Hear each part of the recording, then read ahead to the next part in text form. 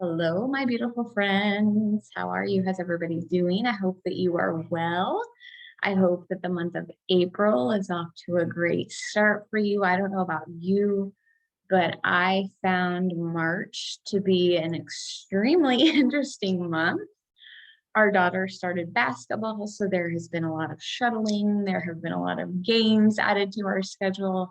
Our son was wrapping up his football season, and it felt like a lot. So I really appreciated spring break. I really appreciated the time to kind of decompress before getting back into the swing of things, as we finish out the end of the school year. Because you guys, like, feel like after spring break, it just goes. Like, my kids are already counting down how much longer until the end of school. So um, all that to say, I hope your April is starting off well and that you were able to get some rest on spring break whenever it fell in the calendar for you. So today I want to talk about how to really process in a safe place.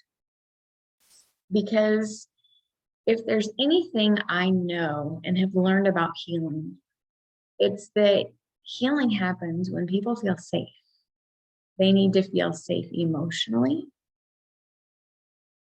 And I think that's the biggest thing. I think a lot of times we feel physically safe because we live in a free country by and large, for the most part.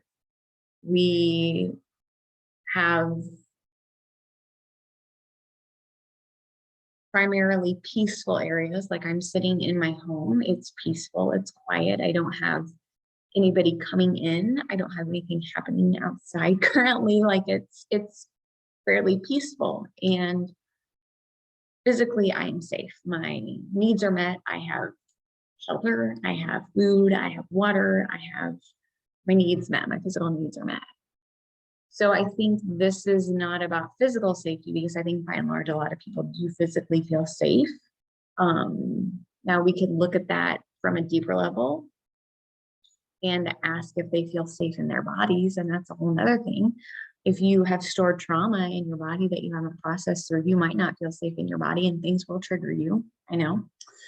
So the purpose of this podcast is to talk about how to emotionally feel safe, because I think it can be really easy to see healing and to go to a therapist's office, or to have a Zoom call with a therapist or a coach, or go to a doctor's appointment, whatever the case may be, for what type of healing you're looking for, and you will feel physically safe. But it's emotionally safe. Do you feel emotionally safe? And that's super important, because you've got to feel emotionally safe in order to heal. Because when you're healing, you need to be vulnerable. You need to have a safe space where you can share what's really going on and how you feel and how you think. And you need to be completely honest. And I don't know about you, but I'm not honest with everybody about my feelings, because I don't feel safe. You just don't blast these things out onto social media. I mean, you can, but you're probably not going to be well received, just because of the way that the world is and the way that people tend to respond on social these days. But I think you really need to be intentional and careful about who you are sharing what with on an emotional level. And it's important that you feel safe. And that's going to look different for each of us. Your parameters for emotional safety will probably look different than mine. For me, I think the basis of emotional safety is knowing that you will be not judged. I think that's a really big one. And I think that's part of why social is the way that it is. There's a lot of judgment in the world. But I think having a compassionate, non-judgmental atmosphere is super important. I think that having a place where you can be your authentic self is really important. And that comes from not being judged. We're not probably going to be our authentic selves if we're going to be judged, right? So really be your authentic self, because you feel emotionally safe and you're not judged. And I think too, when somebody else shares something and lets me in, and they ask me, have you had an experience like that? I'm more likely to share, because they've just told me some of their stuff, right? Like, they've been vulnerable with me. So because they've created that platform for vulnerability, I'm more likely to be vulnerable with them.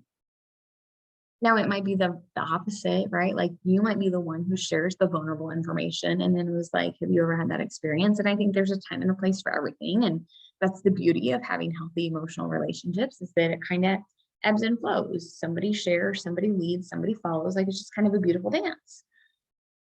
And so I just want to create this episode to encourage you to become aware of when you feel emotionally safe. What does that look like for you? What does that mean? What do you need to feel emotionally safe? Because I know for me, there's an awful lot of judgment out there. And so I need to be extremely careful about what I'm sharing and with whom, because that judgment doesn't make me feel safe. That makes sense. And I think that's why I'm such a big proponent of coaching and why I do what I do. And I really strive to create a safe space for moms, is because there's a lot of judgment out there. A lot of judgment. We can judge about whether we breastfeed or bottle feed. We can judge about whether we work, whether we stay home. We can judge about if we work out, if we don't work out. Like there's always something that people can be judgmental and critical of. So do you have a safe space where you're not judged, you're not criticized, you can be your authentic self and you can be accepted and loved and come as you are? If you don't, I hope that you will seek that. I hope that you will find that, because that has been a huge, huge part of my healing journey. And sometimes it happens in one-on-one relationships. Sometimes it happens in a group. Sometimes it just happens based on seasons of life, but you need to seek it out. You need to be intentional. You need to make sure that you have that safe space where you can be your authentic self. And if you need that and you want to talk more about coaching, and if I can provide that for you, I'm happy to chat. I'll put a link in the comments below, because everybody deserves and needs a place where they can be emotionally safe and process what's going on in their lives, especially after the last few years. I really thought at the beginning of 2020 that that would be the wake-up call for healing that our world needed. But I don't think that quite happened that way. I think that the further out we go, the more healing we're going to need. So this is a really beautiful time to find that safe space and do that healing work that needs to happen in your life. It's the best thing you can do for yourself. It's the best thing you can do for your family. It's the best thing you can do for those around you. You will not regret it.